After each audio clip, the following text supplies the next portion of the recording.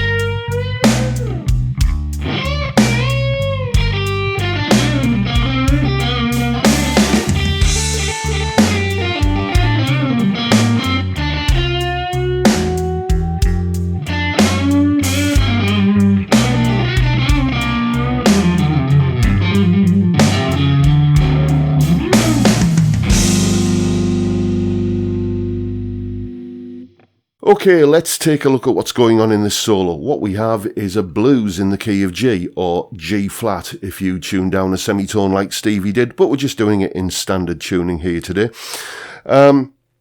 So, chords in a blues in G, well, you'd have a G7, a C7, and a D7. And those chords aren't strictly speaking there because there's no chordal accompaniment behind the solo. It's just bass and drums, but those chords are very, very strongly implied by the bass line, so we'll pretend that they are there. Scales, what scales are you going to be using here? Well, it's a blues and it's in G, so you're going to be using G minor pentatonic.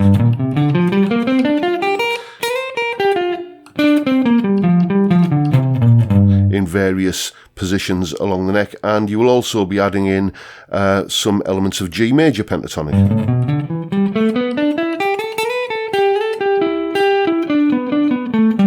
Again, in various positions along the neck. And if you're not sure where those scale patterns are on the neck for G major and G minor pentatonic, if you're one of my Patreon supporters, as well as the tab and the jam track for this solo, you can download a PDF showing where every pattern of G major and G minor pentatonic are on the neck and how they kind of line up next to each other.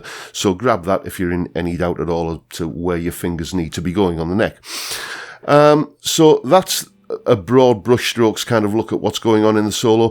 What I'm going to do now is take a look at some of the more kind of iconic licks from the solo. I'm not going to go through every lick because frankly that would take too long, and many of them are very similar. For instance, you're getting a lot of that kind of thing going on at various points in the solo, so we don't need to go through all of it. We'll just kind of take a look at the the cornerstones of the solo, if you like.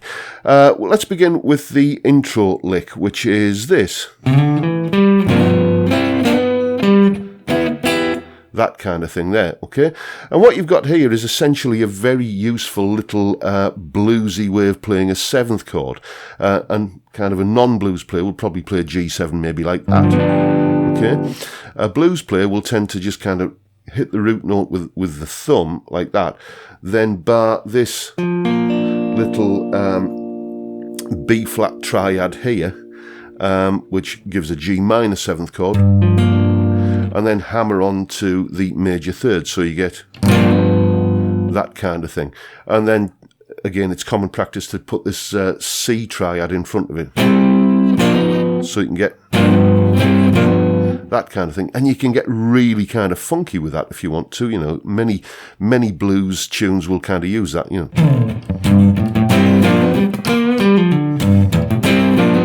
that kind of thing. And that's what he's playing here. Straight up G major pentatonic intro. Then we have that 7th chord kind of vamp thing there. And then he plays a little E minor triad here. Why E minor? Because over the top of a G bass, which is what we've got, you get a G major 6th sound, perfectly in keeping with a bluesy approach to playing the chords. Then we simply transpose that whole thing up to the C chord, up at the 8th fret. And the little chord stab that he puts on the end of that there is way up here at the 15th fret, just playing essentially the top part of this C 9th chord. So if you're going to play a version of the solo, I'd suggest that you definitely need those elements in there. They are structural, kind of iconic parts of the solo that have to be there. Next up, we have a typical little Stevie Ray Vaughan-ism, if you like. I'll play the lick. It goes like this.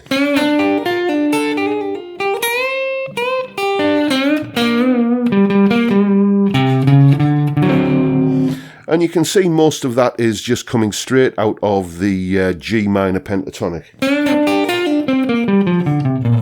There, okay? But there's a couple of little Stevie-isms in there, and probably the most noticeable one is where he uses the flat 9th. This A flat note here, there's your G root note of the scale, and he's playing the flat 9th. He also adds the 9th in. You can make the case for that coming out of the G major pentatonic. But this flat 9th here is just a little wrong note that he plays on purpose because it adds colour. And here's that part of the lick. It goes, play the 9th, hammer on, pull off to the flat 9th, and then back into whatever you want to do in the rest of the pattern, etc. So, you know, you'll find that little trick, that kind of hammer on, pull off to the flat 9th in many of Stevie's solos, so it's a good one to have in the toolbox because it sounds really cool. Then after that, we're into all of the aforementioned, that kind of stuff. Let me just turn the page over on the tab, and yeah, we go through a bunch of licks like that, and then we kind of bounce back down into G minor pentatonic again for you know kind of things like that lick there. That occurs in a couple of places in the solo, so it's it's obviously a lick that Stevie likes and uses a lot. Let me go through it just a little bit slowly. So it's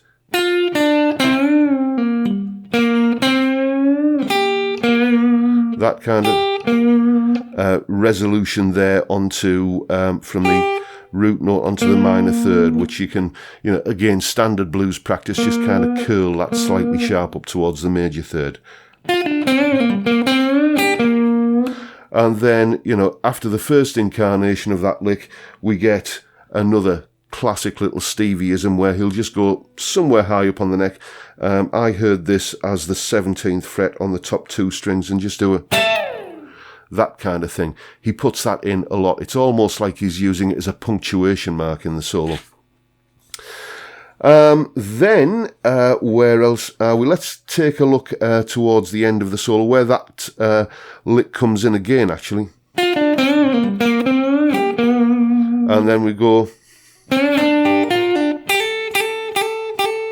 And then we have the that little flat 9th thing again, where he plays three of these little root to 9th hammer-ons.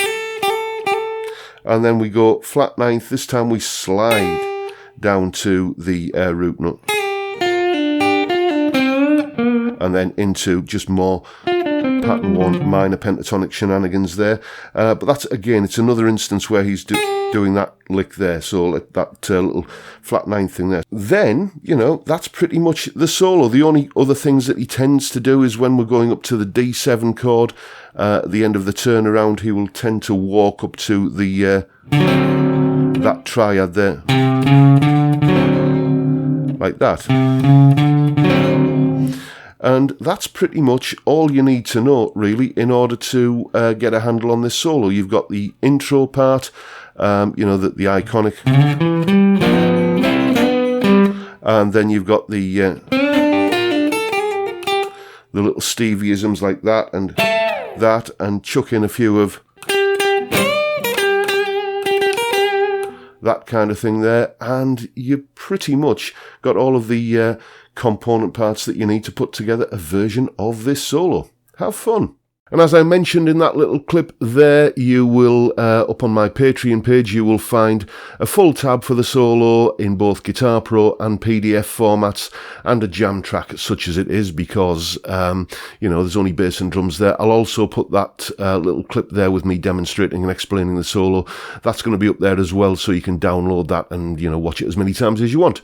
You'll also get the PDF with the scale patterns on it that I mentioned in that clip, and all of this for only $3 a month. It's got to be a bargain, hasn't it? And thank you in advance if you are supporting me on Patreon, or thank you if you are supporting me on Patreon, and thank you in advance if you are thinking about doing so. And if you're interested in supporting the channel in other ways, then all the links are down in the description. Thank you so much if you're going to do that. And that's pretty much all I've got for you today, folks. I'll just mention, as always, that we have a live stream every Friday, 5 p.m. UK time.